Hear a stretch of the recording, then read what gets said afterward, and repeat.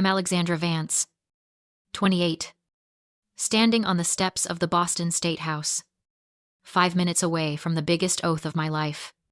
My phone buzzes. I smile, expecting a good luck. Instead, I see a photo, a catering menu. Puppy filet mignon, $8, 500.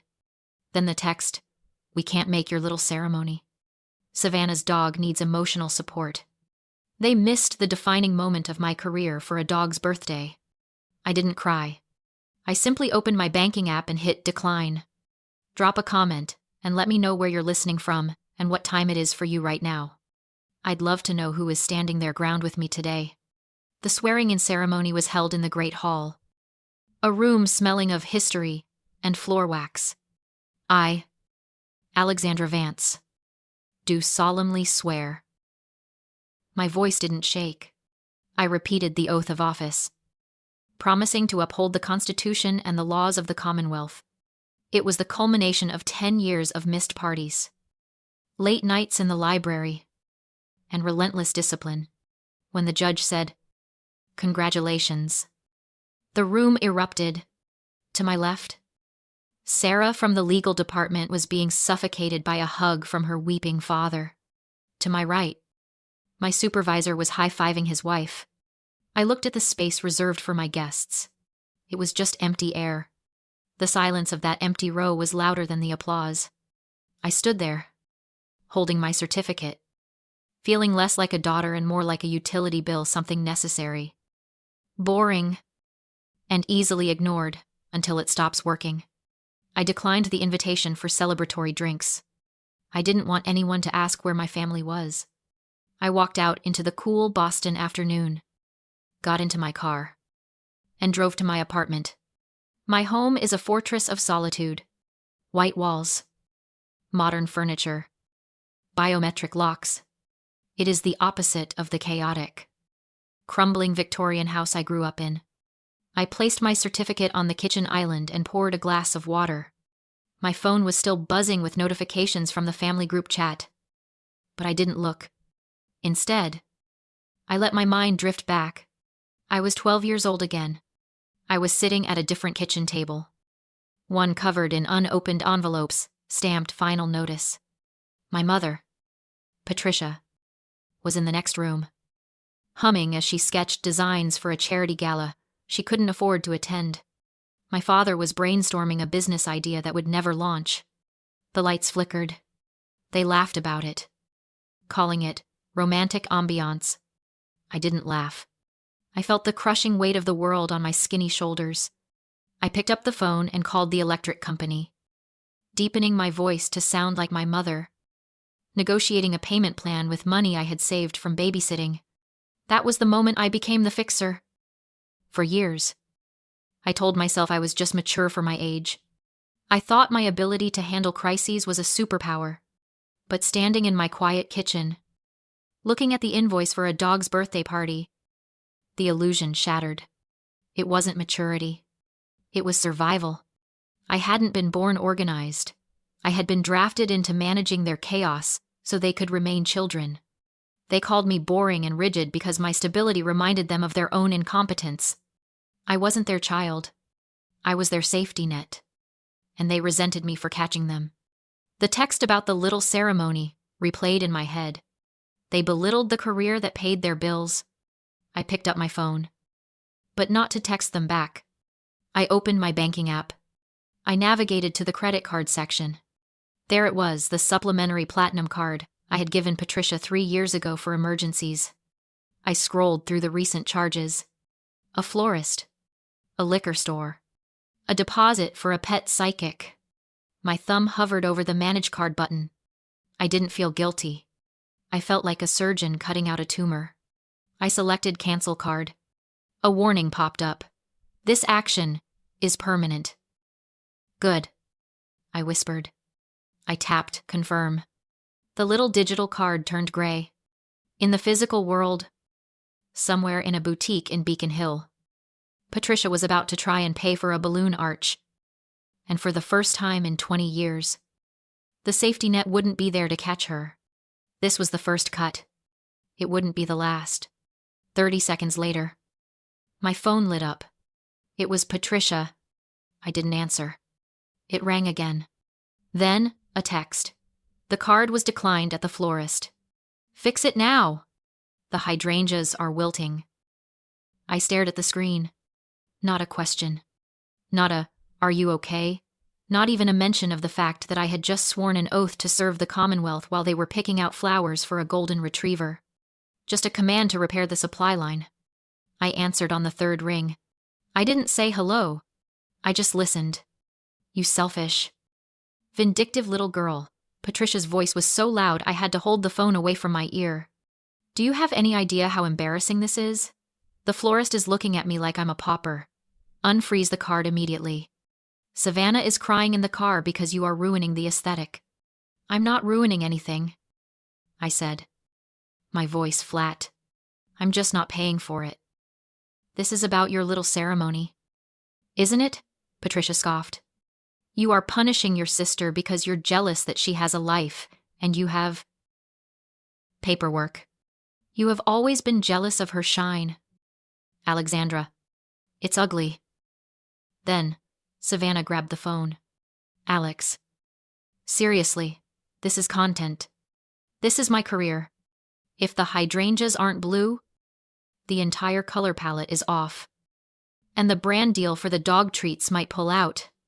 You are literally taking food out of my mouth because you want attention for some boring government job. Family supports dreams. Alex. Why can't you just be supportive for once? I sat on my bar stool, looking out at the city skyline. And for the first time, I didn't feel the urge to defend myself. I felt like a scientist observing a fascinating, albeit toxic, specimen under a microscope. In psychology, there is a concept called the spotlight effect. But narcissists experience a malignant version of it. They don't just think people are watching them. They believe they are the only people who actually exist. To Patricia and Savannah, the world is a stage. They are the stars, standing center stage in the blinding white light. Everyone else, me? Their husbands. The florist, we are just stagehands. We are props. We are the budget line items that make the show possible. When a light bulb burns out, the actor doesn't grieve for the bulb. They don't ask how the bulb is feeling. They curse the darkness and demand a replacement. That was me. I wasn't a daughter who had been hurt. I was a utility that had malfunctioned. They were incapable of seeing my pain because, in their script, props don't have feelings. Props just work. Or they get replaced. I am not unlocking the card, I said. And I am not jealous. I am exhausted. If you don't fix this, Patricia hissed, grabbing the phone back. Don't bother coming home for Christmas. I mean it. Alexandra, you are cutting yourself off. Okay, I said. The word hung there. Heavy and absolute, Patricia sputtered, waiting for the apology, the begging, the capitulation that had followed every fight for the last decade. But the line remained silent. I wasn't negotiating a treaty. I was closing an account. Fix it, she screamed. And then the line went dead. I placed the phone face down on the counter. The silence returned to my apartment. But the air felt different now. Cleaner. I had stopped explaining reality to people who lived in a delusion. But as the adrenaline faded, my professional instincts kicked in. Patricia's rage hadn't just been about flowers. It was the panic of someone who had lost their funding. And if they were that desperate for $8,000, what else had they done to secure it? I wasn't just a daughter anymore. I was a compliance officer, and I had a suspicion that my family's books didn't balance. It was time for an audit. I opened my laptop. It was time to stop feeling and start investigating. The hurt daughter was gone. The compliance officer had clocked in. I logged into the identity protection service I use for work, a high-end suite designed to catch even the smallest anomalies. My fingers flew across the keyboard, typing in my social security number, my date of birth, my previous addresses. The screen loaded, spinning a small blue circle that felt like a countdown. "Please be nothing," I whispered, though I knew better.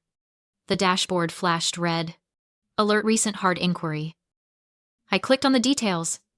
The inquiry wasn't for a car loan or a new credit card. It was from the Gilded Hall. The date was 2 weeks ago. I froze. The Gilded Hall is one of the most exclusive, historic venues in Boston. It cost $25,000 just to unlock the doors. I navigated to the contracts and liens section. There it was. A pending lease agreement for a private event scheduled for this coming Saturday. The primary applicant was Patricia Vance. But Patricia's credit score is in the double digits. She couldn't rent a carpet cleaner, let alone a ballroom. My eyes scanned down to the guarantor line. Alexandra Vance. My signature was there. A perfect, looping script that looked exactly like mine, except for the way the A curled at the end. It was the signature I had used in high school. The one Patricia had seen on countless permission slips I had forged for myself because she was too busy to sign them. She hadn't just been rude. She hadn't just been entitled. She had committed a felony. Identity theft. Fraud. Forgery. The words floated in my mind. Stark and legal. This wasn't a family dispute anymore. This was a crime scene. Patricia had leveraged my financial stability, my name, my entire future, to throw a party for a dog in a room where presidents had dined. I sat back, the cool light of the monitor reflecting in my eyes. A normal daughter would call her mother. A normal daughter would scream, cry, beg for an explanation. But I wasn't a normal daughter. I was a professional who knew exactly what happened to people who forged documents. I picked up my phone, but I didn't dial Patricia. I dialed the legal department of the Gilded Hall. "This is Alexandra Vance," I said when the receptionist answered. My voice was calm, lethal. "I'm calling regarding a contract under my name for an event this Saturday. I need to speak to your fraud department immediately." "No, I will not hold." While I waited, I opened a new folder on my desktop. I named it Evidence. I started downloading the credit report, the inquiry notification, the time-stamped texts from earlier. I was building a case file. Patricia wanted a guarantor. She just got a prosecutor. I hung up with the Gilded Hall's fraud department. They were horrified, cooperative, and crucially, they sent me a copy of the signed contract. But a contract is just paper. To nail this shut, I needed something undeniable. I needed a confession. I knew Patricia. She wouldn't confess to me. She would lie, gaslight, and rewrite history until she believed it herself. But there was one place where my family never lied: the internet. To Savannah. If it wasn't posted, it didn't happen. I opened TikTok. I typed Savannah Vance, official, into the search bar. Her profile popped up. A grid of hyper-saturated, filtered perfection. I scrolled past the outfit of the day videos and the GRWM Get Ready With Me clips. Then I saw it. A video posted 24 hours ago. The caption read, "Biggest announcement ever, Golden Retriever life, blessed rich mom energy." I clicked play. Savannah's face filled the screen, ring-lit and glowing. "Guys, you are not going to believe this. We just secured the venue for the party of the century, the Gilded Hall. It's giving Bridgerton meets Air Bud. And I am obsessed." She flipped the camera, and there was Patricia in a coffee shop, pen poised over a thick contract. She looked up, winked, and said, "For the grandbabies," before signing Alexandra Vance my name. Savannah giggled into the mic. "Mom is signing the boring legal stuff, and shout out to my big sis Alex for sponsoring everything. Love her wallet." They didn't just forge my signature. They filmed themselves doing it. Convinced I'd never push back, I hit screen record. Captured every second of the video. Screenshots of the caption. Timestamps. Everything. I saved it into my evidence folder. The anger was gone. What remained was precision. I called the detective handling my identity theft report. This is Alexandra Vance. I have video proof of the suspect committing forgery, and I know exactly where she'll be Saturday. He reviewed the clips and said, "We can send a unit to intercept." "Wait until the party starts," I replied. Saturday night. Savannah went live from the ballroom gold gown. Chandeliers. Influencers everywhere. Patricia sat like royalty in a velvet chair, champagne in hand. Oblivious, she was standing in the middle of her own crime scene. At 7:15 p.m., the music cut. 2 Boston police officers walked straight through the crowd. The venue manager seized the mic. "This event is terminated. The contract was signed with a stolen identity. Patricia Vance. Your forged signature has been confirmed." Patricia shrieked. "Call my daughter. She approved this." "We did," the officer said. "She provided the evidence." The live stream exploded. Savannah kept filming even as her mother was escorted out, screaming that she was the victim. I watched until the doors closed behind them. Then I shut my laptop. The bill had finally come due. 3 days later.